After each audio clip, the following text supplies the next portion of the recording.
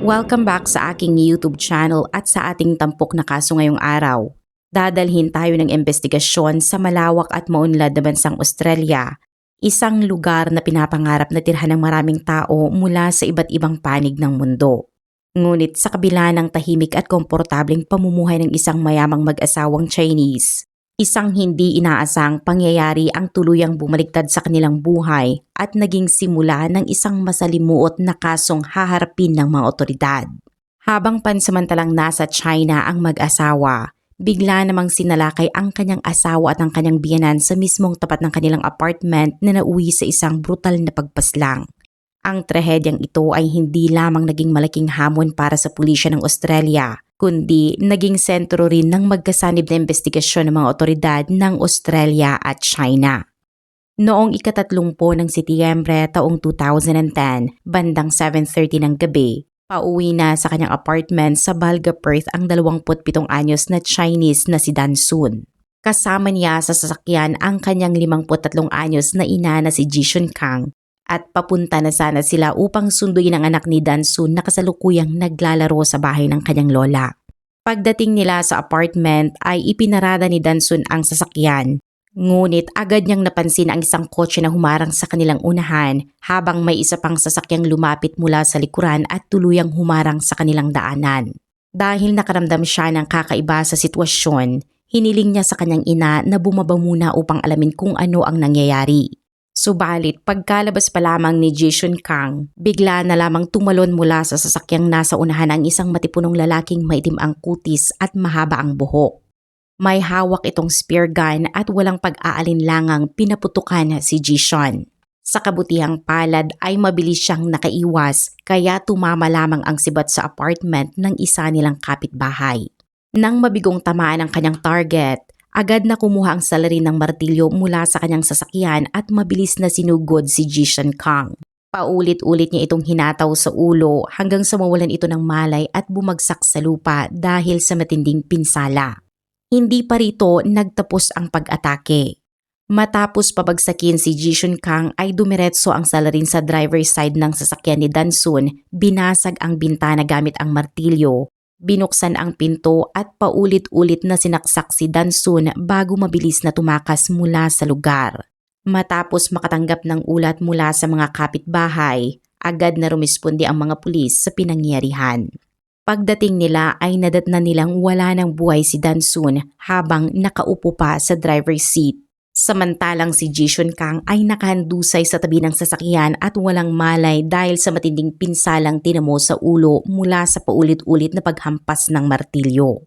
Agad namang isinugod ng mga medical personnel si Jishun Kang sa ospital upang mabigyan ng agarang lunas. Samantala, naging malaking hamon sa mga investigador ang lokasyon ng apartment ni Dan Sun dahil liblib ang lugar at kakaunti lamang ang mga surveillance camera. Sa katunayan ay isang CCTV lamang mula sa bahay ng kapitbahay ang nakakuha ng isang kahina-hinalang sasakyan. Habang nagpapatuloy ang investigasyon, lumabas sa salaysay ng isang testigo na may puting sedan na nakaparada sa tapat ng bahay ng biktima sa loob ng 2 oras. Pagdating ni Dan Sun at ng kanyang ina, agad umanong umandar ang naturang sasakyan at hinarangan ang kanilang kotse. Habang isang gray na 2-seaters Mercedes-Benz CLK sports car naman ang huminto sa harapan nila. Nakita rin ng testigo ang salarin mula sa tagiliran ngunit hindi niya ito nakilala dahil ito ay nakasuot ng disguise. Sa pagsusuri ng CCTV footage ay natukoy ng mga pulis na ang may-ari ng puting sedan na namataan sa pinangyarihan ng krimen ay si Nuo Jiao, ang asawa ni Dan Sun na noon ay hiwalay na sila sa isa't isa. Sa mas malalim na investigasyon ay napag-alaman na kasalukuyang nasa proseso ng diborsyo ang dalawa at matagal nang magkahiwalay ng tirahan. Dahil dito, agad na sinalakay ng mga pulis ang bahay ni Nuo Jiao at doon ay natagpuan nila ang isang spear gun na tumutugma sa paglalarawan ng testigo, dahilan upang siya ang ituring na pangunahing suspect sa kaso. Lumitaw sa immigration records na bumalik na pala si Nuo Jiao sa China 2 linggo bago pa nangyari ang krimen. Dahil dito ay nagkaroon siya ng matibay na alibay, bagay na lubhang ikinagulat ng mga investigador. Dahil sa bagong impormasyong ito, nagsimulang itanong ng mga pulis kung posible bang ibang tao ang tunay na salarin. Bilang bahagi ng kanilang panibagong direksyon sa investigasyon, sinuri nila ang personal na buhay at mga nakakasalamuha ni Dansun. Sa kanilang pagsisiyasat ay napag-alaman na napakaliit lamang ng kanyang social circle. Bukod sa pagpapatakbo ng kanyang nail salon at pagdalo sa mga English class ay wala silang natuklasang alitan o hidwaan niya sa sinuman. Sa kabila nito ay muling bumalik ang atensyon ng mga pulis kay Nuwo Jiao. Bagamat may matibay siyang alibay ay hindi nila inalis ang posibilidad na maaaring may inupahan siyang hitman upang isagawa ang krimen para sa kanya. Sa edad na 30, si Nuwo Jiao ay tubong Liaoning, China. Ang kanyang ama ay pinuno ng logistics sa isang universidad sa Liaoning. Ang kanyang tiyuhin naman ay miyembro ng standing committee ng Liaoning Provincial Party Committee. Habang ang kanyang ina na si Song Tibe ay may-ari ng isang construction company. Dahil dito, kinikilala ang kanilang pamilya bilang parehong mayaman at maimpluwensya sa kanilang lugar. Lumaki si Nuwo Jiao sa marangyang pamumuhay at kilala bilang isang playboy. Dahil magkatrabaho ang kanyang ama at ang ama ni Dansun, naging madali ang pagbuo ng relasyon ng kanilang mga pamilya hanggang sa kalaunan ay ikinasal ang dalawa. Matapos maging Australian citizen, lalo pang naging maginhawa ang buhay ni Nuwo Jiao. Mahilig siyang mag-diving at spearfishing at nagmamay-ari siya ng 3 ari-ariang nagkakahalaga ng mahigit 10 million yuan o humigit kumulang 1.4 million US dollars. Bukod pa rito ay mayroon siyang isang Mercedes-Benz convertible at nagpapatakbo ng 2 import-export company sa Australia. Sa kabila ng kanyang malaking yaman, ang nakarehistro niyang trabaho sa Australia ay isang part-time security guard lamang. Madalas din umano siyang nagpapatrolya sa kanilang komunidad kasama ang kanyang hunting dog.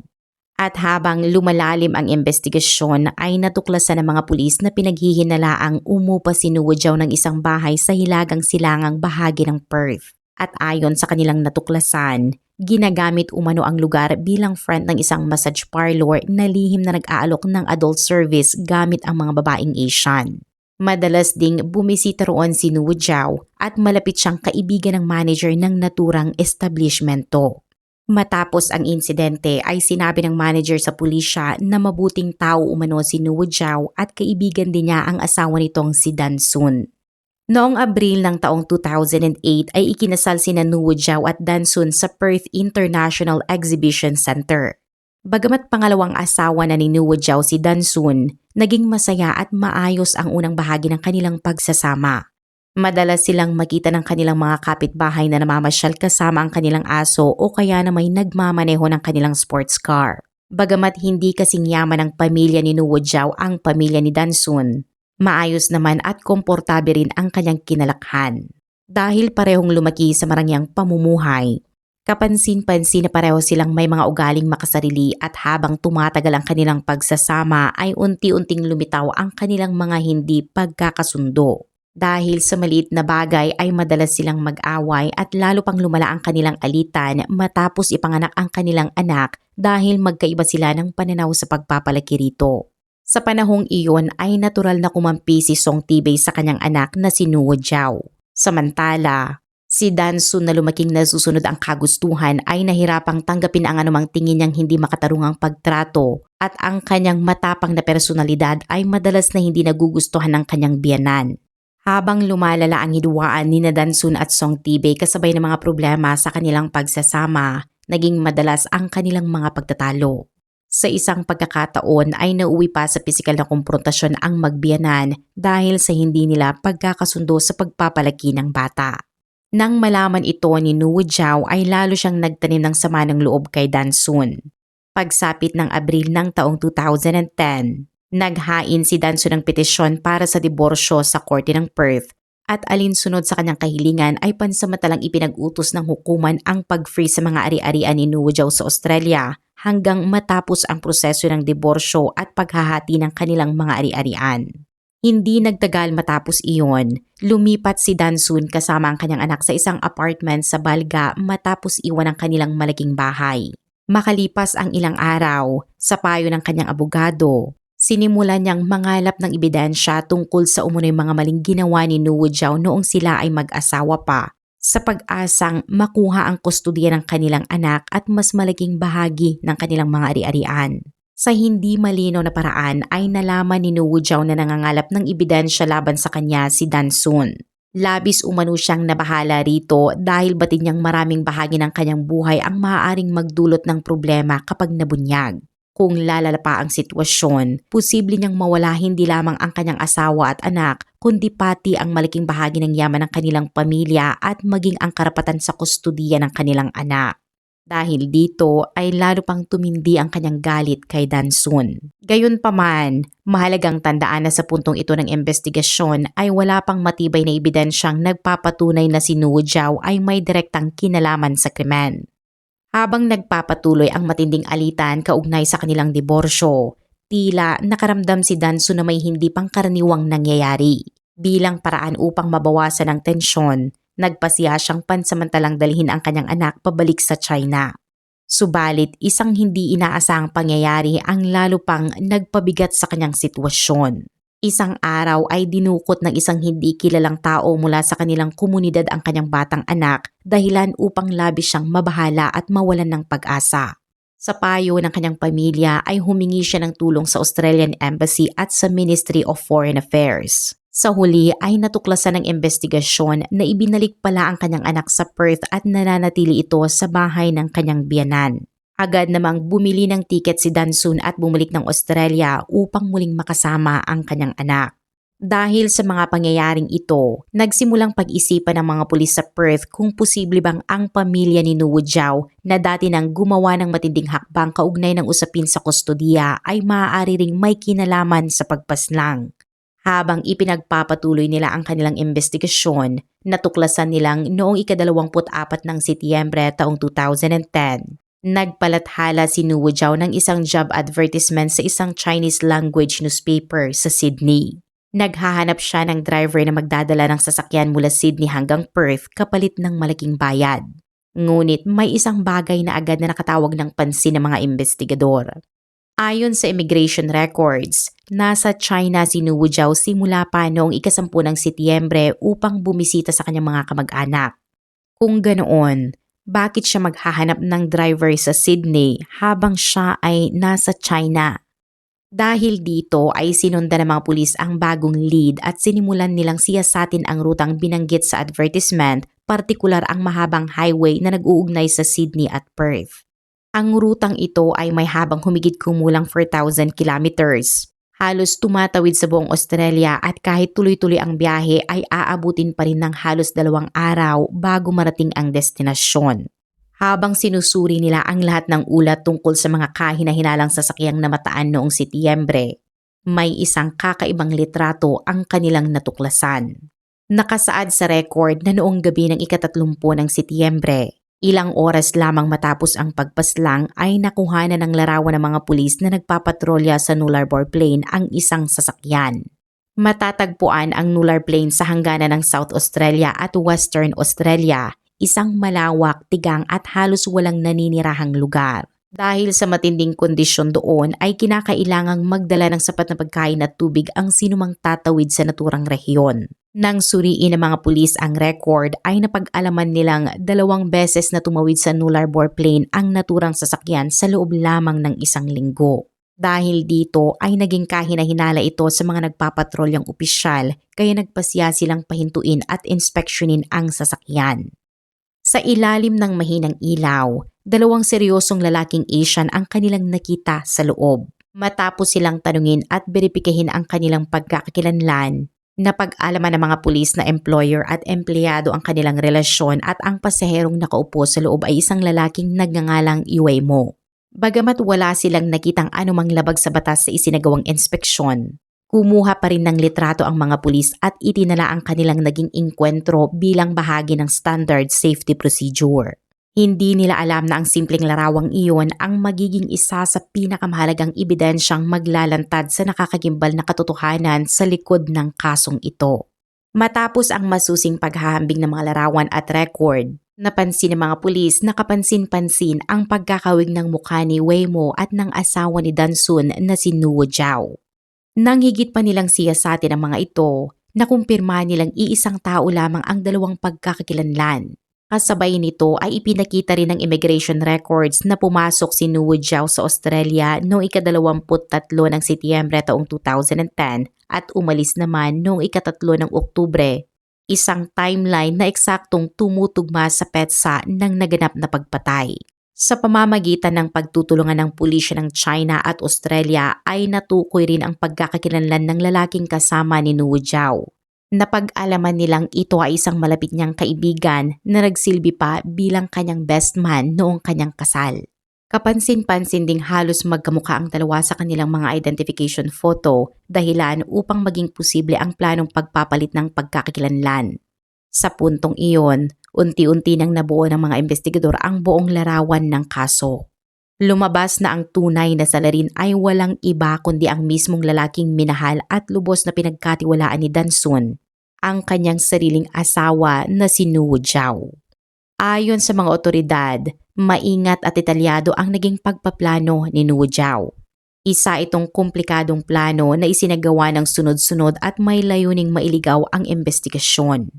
Upang maunawaan kung paano niya ito isinagawa, balikan natin ang mga pangyayari ayon sa pagkakasunod-sunod ng mga ito.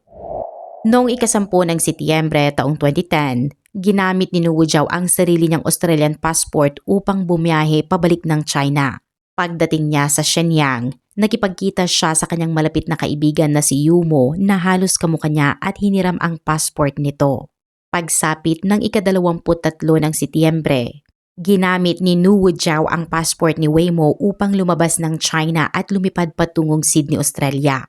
Kinabukasan, ika-24 ng Setyembre, nagpalathala siya ng isang driver advertisement na naghahanap ng driver na maghahatid ng sasakyan mula Sydney hanggang Perth kapalit ng malaking bayad. Noong ika-28 ng Setyembre, dumating siya sa Perth at sinimulan ang paghahanda para sa planong krimen. Nag-ipon siya ng mga kagamitang kakailanganin kabilang ang isang spare gun, martilyo, kutsilyo at iba pang kagamitan. Gamit ang peking pagkakakilanlan, bumili rin siya ng isang second-hand na puting sasakyan na gagamitin sa kanyang plano. Pagsapit ng ika-30 ng Setyembre, ang araw ng insidente, nag-disguise si Nuwu Jiao at dinala ang lahat ng kanyang mga armas habang naghihintay sa labas ng apartment na inuupahan ni Dansun. Bandang 7:30 ng gabi ay isinagawa niya ang pag-atake na ikinasawi ni Dansun at nagdulot ng matinding pinsala sa kanyang ina. Matapos ang krimen ay iniwan niya ang puting sasakyang ginamit at agad na nakipagkita sa driver na kanyang inupahan upang bumiyahe pabalik ng Sydney ng gabi ding iyon. Pagkaraan ng ilang araw, noong ika-3 ng Oktubre, muli niyang ginamit ang passport ni Weimo upang sumakay ng eroplano pabalik ng China. Sa paniniwala ni Nuwu Jiao ay naging epekto ang kanyang plano at wala nang anumang bakas na mag-uugnay sa kanya sa krimen. Ngunit kung hindi dahil sa masigasig na traffic officer na walang kamalay-malay na nakuhanan siya ng litrato habang nagsasagawa lamang ng routine inspection, maaaring mas matagal pa bago nabunyag ang katotohanan sa likod ng sinapit ni Dansun at ni Jishun Kang. Habang sinusuri pa ng mga pulis ang lahat ng pangyayari noong araw ng krimen, isa pang mahalagang detalye ang kanilang natuklasan. Sa mismong araw ng pagpatay ay sinundo ni Song Tibei, ang ina ni Nuwu Jiao, ang kanyang apo at dinala ito sa kanyang bahay.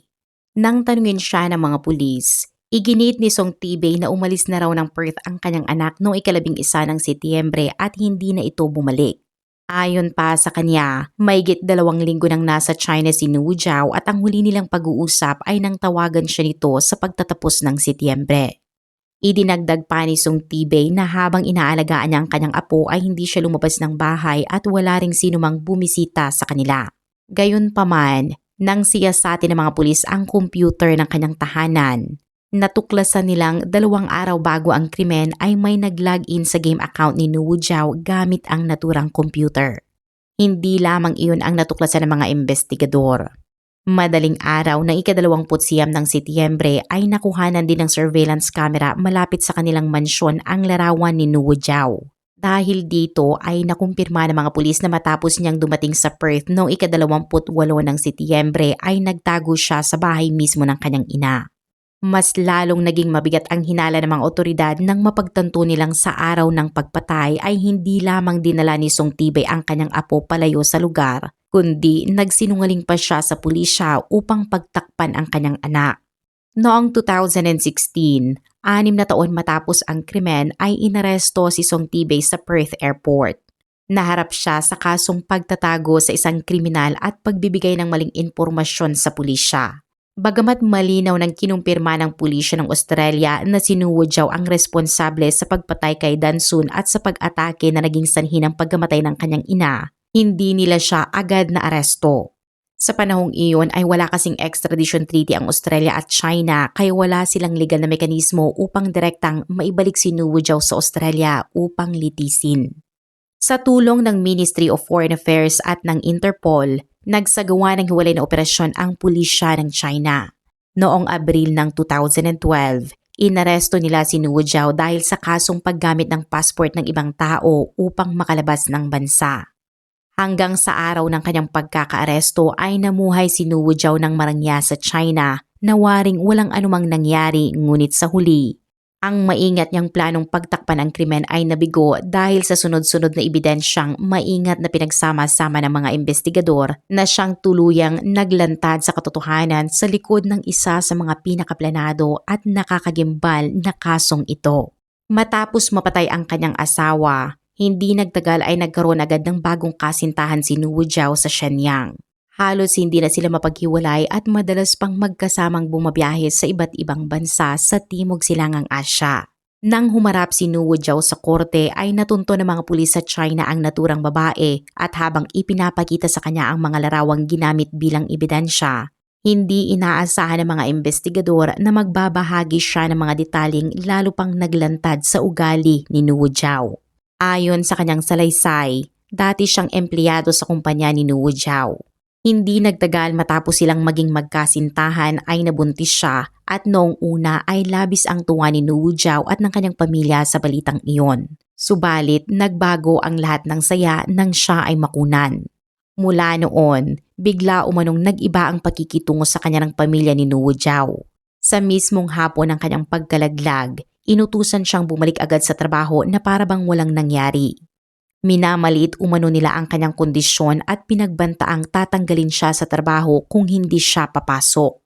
Bukod pa rito ay nagpahiram din siya kay Nuo Jiao ng 20,000 yuan matapos itong mangakong ibabalik ang pera. Ngunit nang maaresto si Nuo Jiao, tuluyan ng itinanggi ng kanyang pamilya ang naturang utang at tumangging kilalanin ang anumang obligasyon. Mas lalo pang naging mabigat ang kanyang pinagdaanan matapos ang pagkakaaresto ni Nuo Jiao.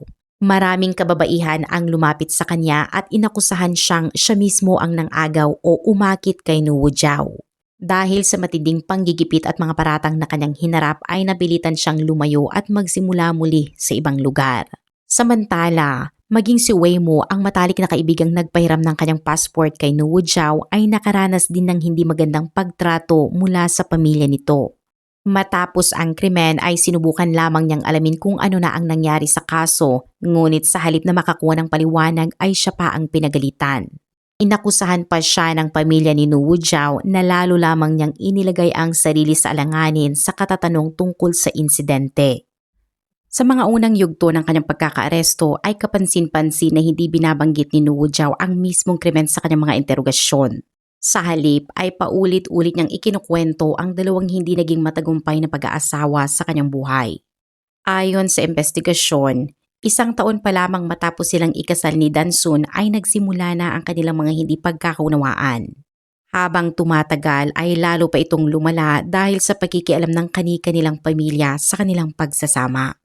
Nang magsampa ng diborsyo si Dansun noong 2010, inisip ni Nuo Jiao na mabilis lamang matatapos ang lahat, ngunit hindi tulad ng nauna niyang diborsyo. Nagsimula si Dansun na mangalap ng ebidensya tungkol sa kanyang mga umano'y maling gawain at ito ang lalong nagpasiklab sa kanyang galit. Hindi lamang siya nabahala sa posibilidad na mawala ng kustodiya sa kanyang anak at malaking bahagi ng kanyang mga ari-arian. Ayon sa mga investigador, higit sa lahat ay hindi niya matanggap ang pakiramdam ng matinding kahihiyan at kabiguang dulot ng sitwasyon. Sa kanyang pananaw, isa itong dagok sa kanyang pagkatao at sa imaheng nais niyang panatilihin. Dahil dito ay nagpasya si Wu Jiao na tapusin ang problema sa paraang siya mismo ang nagtakda. Ayon sa naging konklusyon ng mga otoridad, dito nagsimula ang planong kalaunan ay nauwi sa trahedya. May isa pang kakaibang pangyayari habang siya ay nakakulong. Humiling si Wu Jiao sa kanyang pamilya na padalhan siya ng Biblia na parabang nais niyang ipakitang nagsisisi na siya sa kanyang mga nagawa. Ngunit sa halip na Biblia, ang ipinadala ng kanyang pamilya ay ang aklat na How the Steel Was Tempered. Sa pananaw ng marami, ipinakita ng pangyayaring ito na mas nakatuwa ng kanyang pamilya sa patuloy na paglaban sa kaso at paghanap ng anumang paraan upang maipagtanggol siya kaysa sa magpakita ng tunay na pagsisisi. Kung susuriing mabuti ang buong pangyayari, mahirap ihiwalay ang naging asal ni Wu Jiao sa impluwensya ng kanyang pamilya. Batay sa mga lumabas sa investigasyon at testimonya ng mga taong nakakakilala sa kanila, inilalarawan silang labis na pinapahalagahan ang pera, makasarili, may mababang pagtingin sa kababaihan at mahigpit sa ibang tao ngunit maluwag pagdating sa sarili nilang pagkakamali. Bagamat hindi sapat ang pagpapalaki ng isang tao upang ipaliwanag o bigyang katwiran ang kanyang mga naging desisyon, naniniwala ang mga investigador na ang kapaligirang kanyang kinalakhan ay maaaring nakaimpluwensya sa paghubog ng kanyang pananaw at pag-uugali. Sa wakas, noong Enero ng taong 2016, matapos ang 5 taong magkasanib na investigasyon ng mga pulis ng China at Australia, umamin si Wu Jiao sa korte sa Shanghai sa krimeng kanyang ginawa. Dahil sa planado at sinadyang pagpatay ay hinatulan siya ng habang buhay na pagkakabilanggo. Sa paghatol na iyon ay nagpahayag ng malaking ginhawa ang ama ni Dansun na si Sun Jiayu. Para sa kanya, sa wakas ay natanggap din ni Wu Jiao ang kaparusahang karapat-dapat sa kanyang ginawa. Bagamat walang extradition treaty ang Australia at China noong panahong iyon, may kapangyarihan pa ring usigin ng China si Wu Jiao dahil Chinese citizen ang biktima ng krimen. Marahil ay hindi inakala ni Wu Jiao na ang mga ari-ari ang pinilit niyang protektahan sa pamamagitan ng kanyang plano ang siya ring tuluyang mawawala sa kanya. Alinsunod sa batas ng Australia, isinubasta ng pamahalaan ang kanyang mga ari-arian at ang nalikom na halaga ay inilagay sa pangangasiwa ng isang charitable organization upang makabuo ng isang pondo. Ang pondong iyon ay itinatag upang suportahan ang kinabukasan ng anak ni Dansun at Wu Jiao. Hindi nagtagal ay inampon ang bata ng isang mag-asawang pulis na itinalaga sa pamahalaan upang mag-alaga sa kanya. Kalaunan, isinama pa ng mag-asawang ito ang bata pabalik sa Shenyang upang dalawin ang kanyang mga lolo't lola na nooy kapwa nakaratay sa karamdaman. Sa kasalukuyan, patuloy na naninirahan ang anak ni Dansun at Wu Jiao kasama ang mag-asawang pulis sa Australia, kung saan unti-unti niyang binubuo ang panibagong yugto ng kanyang buhay at hinaharap ang mas maliwanag na kinabukasan. Mga kadokyo, ipinapakita ng kasong ito na kapag ang kasakiman, galit at labis na pagnanais na kontrolin ang lahat ang nanaig, maaari itong humantong sa isang trahedyang hindi na maibabalik. Sa huli, hindi lamang kalayaan ang nawala kay Wu Jiao kundi pati ang kanyang pamilya, kinabukasan at lahat ng pinilit niyang protektahan. Sa inyong palagay ay sapat ba ang naging parusa para sa kanyang ginawa? Ibahagi ang inyong opinyon sa comment section sa ibaba at maraming salamat sa inyong panonood. Kung nagustuhan ninyo ang dokumentaryong ito, huwag kalimutang i-like ang video, mag-subscribe sa aming YouTube channel at i-click ang notification bell para wala kayong ma-miss na mga susunod naming kaso.